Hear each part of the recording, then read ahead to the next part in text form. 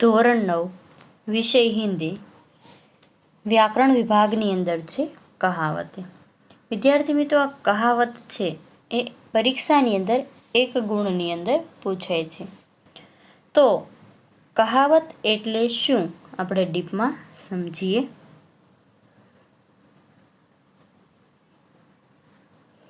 हम लोगों को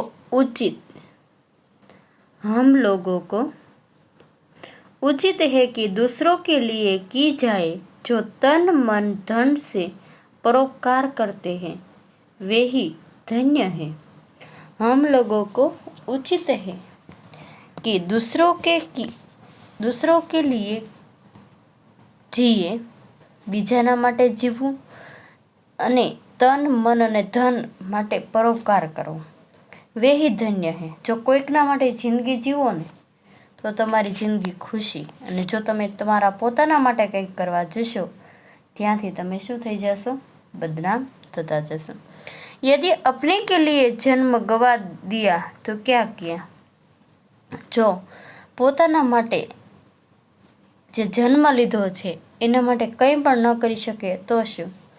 અપને પેટ તો કુત્તા ભી ભર લેતા હૈ.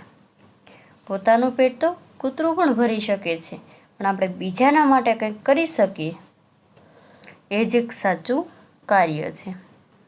उपयुक्त अनुच्छेद में अपना पेट तो कुत्ता भी भर लेता है कहावत है. अपना पेट तो कुत्ता भी भर लेता है कहावत है जो अर्थ का पूर्ण रूप से स्पष्ट करने वाला स्वतंत्र वाक्य है कि जिसका उपयोग किसी कही हुई बात के समर्थन में प्रयुक्त होता है. જેનો ઉપયોગ કંઈક વાત કહેવા માટે સમર્થન આપતું હોય એવો એનો અર્થ થાય છે. कहावत का संबंध किसी न किसी घटना से हुआ करता है. કોઈ પણ ઘટના બનતી હોય એ ઘટના સાથે કહાવતનો સંબંધ જોડાતો હોય છે. કોઈ પણ કહાવત સાથે સંબંધ જોડાય, કંઈક ને કંઈક ઘટના ઘટી હોય એની સાથે એમનો સંબંધ હોય છે. लोग उस घटना से संबंधित कोई पंक्ति गढ़ लिया करते हैं. કોઈ ઘટના દ્વારા એટલે કે કોઈ ઘટના ઘટી છે એના સંબંધ સાથે કોઈ પંક્તિ લખવામાં આવે છે. जब कभी वैसा प्रसंग आता है तब वे उस पंक्ति को दोहरा कर घटना जनित बातों की पुष्टि करते हैं. અને જ્યારે એ પંક્તિને દોહરાવવામાં આવે છે, કોઈ ઘટના જનિત બાતોની પુષ્ટિ કરવામાં આવે છે. यदि कोई किसी कार्य की बहुत ही सुंदर ढंग से प्रस्तुत करने की बात करे और प्रस्तुतकरण का मौका देने पर कोई बहाना बनाए तो उसके बारे में कहा जाएगा. કહેવા માંગે છે કે કોઈ કાર્ય કરે અને એ કાર્યને સુંદર ઢંગથી પ્રસ્તુત કરવામાં આવે તો એ પ્રસ્તુતિકરણનો જે મોકો આપીએ છે એ કોઈ બહાનું બનાવ્યું અથવા તો એ બારે મેં કંઈક કહેવા માંગતું હોય છે. नाच न जाने आंगन टेढ़ा. नाच न जाने आंगन टेढ़ा अर्थात जब कोई विशेष अनुभव सामान्य जन जीवन में सबके मन और बुद्धि पर अपना प्रभाव डालने में समर्थ हो जाता है. जब कोई विशेष अनुभव सामान्य जन जीवन में सबके मन और बुद्धि पर अपना प्रभाव डालने में समर्थ हो जाता है तब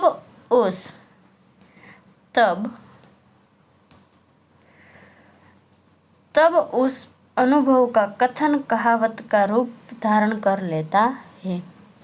તો કહેવાય છે કે વિશેષ અનુભવ તે સામાન્ય જનજીવનની અંદર સભી કે મન ઓર બુદ્ધિનો પોતાના પ્રભાવ ડાલવા માટે સમર્થન આપતો હોય ત્યારે અનુભવનું કથન કહાવત દ્વારા રૂપ ધારણ કરતું હોય છે.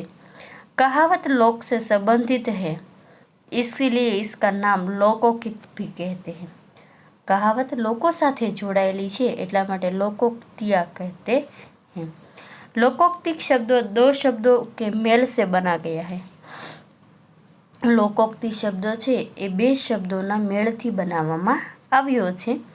પહેલું છે કે લોક વત્તા ઉક્તિ એટલે કે લોકોક્તિ, जिसका अर्थ है लोक એટલે प्रचलित युक्ति या कथन. लोक में प्रचलित युक्ति या तो कथन. ऐसा कथन जो व्यापक लोक अनुभव पर आधारित हो लोकोक्ति या कहावत कहलाता है। लोकोक्ति या कहावत मानव के अनुभवों के अंदर सुंदर अभिव्यक्ति है। मानव लोकोक्ति कहावत ये मानव के अनुभवों की सुंदर अभिव्यक्ति है। यह वर्तमान पीढ़ी को पूर्वजों से उत्तराधिकार के रूप में प्राप्त होती है। वर्तमान पेढ़ी जो पूर्वजों द्वारा अपने उत्तराधिकारी अंदर रूपनी अंदर प्राप्त थती हो उसमें गागर में सागर अथवा बिंदु में सिंधु भरने को उद्भुत गुण होता है। एमा गागर में सागर अथवा बिंदु में सिंधु भरवानो उद्भुत गुण होय छे। इनके प्रयोग से भाषा का सौंदर्य पूर्ण स्पष्ट या तो प्रभावशाली होता है। प्रमुख कहावतें लोकोक्ति उनके अर्थ एवं वाक्य प्रयोग। तो पहलू छे अंत भले का भला। अंत भले का भला अर्थ अच्छे काम का परिणाम अच्छा होता है। अंत भले का भला अच्छे काम का परिणाम अच्छा होता है। तमारे परीक्षानी अंदर आटલું જ લખવાનું રહેશે। આ તો તમને આપેલું જ હોય છે વિદ્યાર્થી મિત્રો। આ કહાવત તમને આપેલી છે। જવાબ કેટલો લખવાનો છે કે અંત ભલે કા ભલા એટલો જવાબ લખો તમને 1 ગુણ મળી જશે। તો છે કે शैलेश कष्ट सहकर भी ईमानदारी से परिश्रम करता है।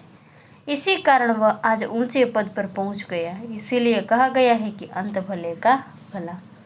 शैलेष मुसीबतों ने सहन करी अने ईमानदारीथी परिश्रम के मेहनत करे छे एना कारणे आज ते ऊंची पोस्ट पर छे, सारी एवी पोस्ट पर छे। एटला माटे ज कहेवामां आवे छे के सारा कामनुं परिणाम सारुं ज होय छे। अच्छे काम का अच्छा ही परिणाम होता है। बीजी कहावत छे अंधेर नगरी चौपट राजा टके सिर भाजी टके सिर खाजा। अयोग्य शासक के कारण कुप्रशासन। अंधेर नगरी चौपट राजा टके सिर भाजी टके सिर खाजा। तो कहवा मांगे छे कि अयोग्य शासक के कारण कुप्रशासन। उस कार्यालय की कोई कर्मचारी काम नहीं करता क्योंकि वहाँ का अधिकारी ही भ्रष्ट है।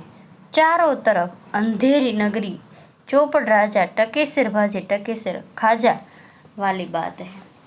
तो कहवा मांगे छे कि अंधेरी नगरी चौपट राजा टके सिर भाजी टके सिर खाजा। अयोग्य शासक क्या कोण अधिकारी छे, कोण शुं कार्य करे छे, कोण कर्मचारी छे, कोई वच्चे कंई पण कार्यनी समझण पड़ती नथी। हरेकमां न्याय जोवामां आवतो नथी અને એના કારણે રાજા જેવો હોય તો એનું પ્રશાસન પણ કેવું હોય છે? કુપ્રશાસન જ હોય છે। તો કહે છે કે જે કાર્યાલયની અંદર કોઈ કર્મચારી કામ નથી કરતો કેમ કે ત્યાંનો અધિકારી કેવો છે? ભ્રષ્ટ છે। એટલે ચારે તરફ અંધેરી નગરી ચોપટ રાજા ટકે સિર ભાજી ટકે સિર ખાજા। ત્રીજી કહાવત છે અંધી પીસે કુત્તા ખાય। અંધી પીસે કુત્તા ખાય। કામ કરે કોઈ ફલ કોઈ ખાય। તમે જોઈ છે કે 2 સ્ત્રી હોય તેમાંથી મોટી સ્ત્રી છે કંઈ કામ ના કરતી હોય, બીજી સ્ત્રી છે બહુ જ કામ કરતી હોય, ઘરનો હરેક જવાબદારી એની ઉપર હોય, છતાં પણ મોટીનું માન તો વધારે હોય છે ને। તો કહે છે કે કામ કોણ કરે છે? બીજું, અને ફળ કોને મળે છે? પહેલાને। તો पिता ने दिन रात कमाई करके धन इकट्ठा किया और उसका बेटा मुझ उड़ाते उड़ाते नहीं थकता। एना પિતાએ દિવસ અને રાત કમાવી અને ધન એટલે કે પૈસો ભેગો કર્યો એનો જે દીકરો છે એ મોજ મસ્તીની અંદર ઉડાવતા ઉડાવતા તે થાકતો નથી। इसी को कहते हैं अंधी पीसे कुत्ता खाए। चौथी कहावत है अब पछताए होत तो क्या जब चिड़िया चुग गई खेत। तो कहवा मांगे छे कि अब पछताए होत तो क्या जब चिड़िया चुग गई खेत। हानि हो जाने पर पछताने से क्या लाभ। नुकसान થઈ ગયા પછી પછતાવાથી કોઈ ફાયદો થતો નથી। हानि हो जाने पर पछताने से क्या लाभ। तो કહે છે કે નુકસાન થયા પછી પછતાવાથી કોઈ લાભ થતો નથી। पहले तो बहुत समझाने पर भी तुमने परिश्रम नहीं किया, अब असफल हो गए तो आंसू बहाने लगे। क्या तुम नहीं जानते अब पछते हो तो क्या, जब चिड़िया चुग गई खेत। तो કહેવા માગે છે કે હાનિ હો જાને સે પસ્તાને સે ક્યાં લાભ। પહેલાં એ કે તને બહુ જ સમજાવવામાં આવ્યો કે તું પરિશ્રમ કર, મહેનત કર।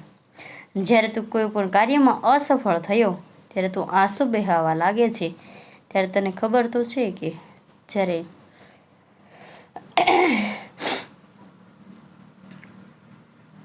પછતાવાથી કોઈ ફાયદો થવાનો નથી।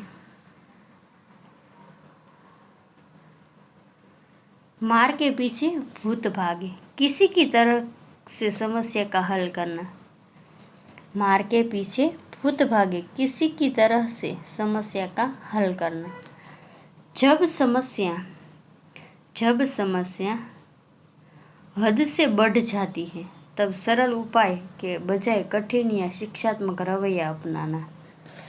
मार के पीछे भूत भागे, किसी की तरह से समस्या का હલ કરના। કોઈ પણ સમસ્યાનો તમારે એની મુસીબતનો ફાયદો એટલે કે છે નિરાકરણ કરવું જ પડશે।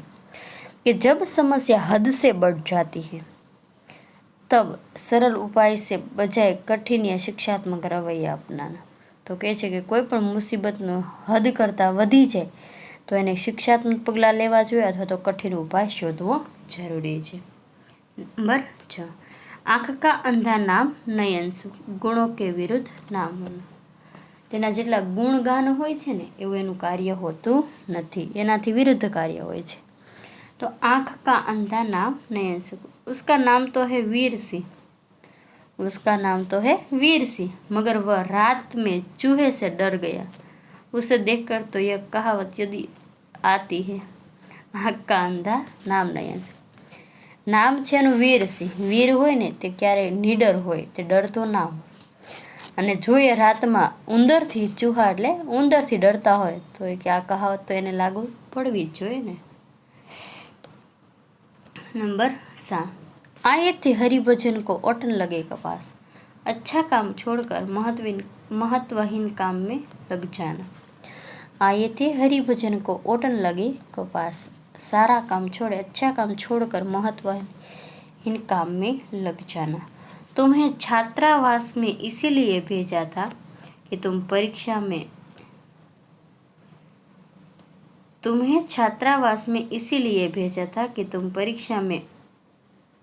अव्वल या उज्ज्वल आ सको, और तुमने तो यहाँ रहकर हुई बेकार की बात को समर्थन बर्बाद करने शुरू कर दिया।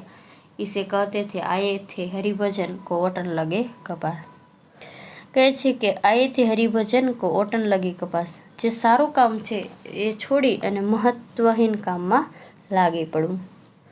તો કહે છે કે છાત્રાવાસની અંદર તમને મોકલવામાં એટલે કે છે હોસ્ટેલમાં મોકલવામાં આવ્યા હતા, ત્યાં અવ્વલ આ શકો એટલે કે બધા કરતાં ઉત્તમ આવી શકો, પણ યહાં રહેકાર ભી એટલે કે છે કે તું મોકલવામાં ત્યાં આવ્યો છતાં ત્યાં રહીને બેકારની વાતોમાં સમર્થનમાં વધારે સમય બરબાદ કરી અને કંઈ કાર્યમાં ध्यान આપ્યું નહીં। 8वीं, एक पंथ दो काज, एक साधन से दो काम होना। मैं दिल्ली नौकरी का साक्षात्कार देने के लिए गया था, वहाँ लाल किला आदि भी देख आया। इसे कहते थे एक पंथ दो काज। હું દિલ્હીમાં નોકરી શોધવા માટે ગયો હતો અને લાલ કિલ્લાને પણ જોઈને આવ્યો, એનાથી કહેવાય છે કે એક સાધનથી બે કાર્ય કરી ચૂક્યો। 9वीं, कंगाली में आटा गीला, मुसीबत में और मुसीबत आना। कंगाली में आटा गीला, मुसीबत में और मुसीबत आना। व्यापार हेतु कल बैंक से रुपया उधार लाया था, व्यापार हेतु कल बैंक से उधार रुपया लाया था, वह भी चोरी हो गया। सच है कंगाली में आटा गीला।